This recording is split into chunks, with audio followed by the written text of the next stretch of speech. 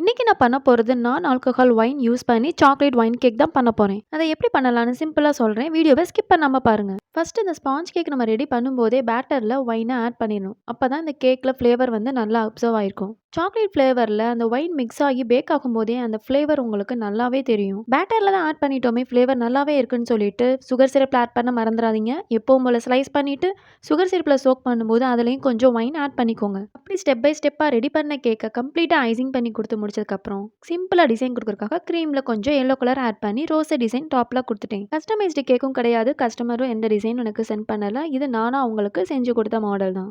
எப்பவுமே அவங்க ரொம்ப சிம்பிள் டிசைன் தான் கேட்பாங்க. அதே மாதிரி சிம்பிளா நீட்டா அவங்களுக்கு டிசைன் பண்ணி நான் கொடுத்துட்டேன்.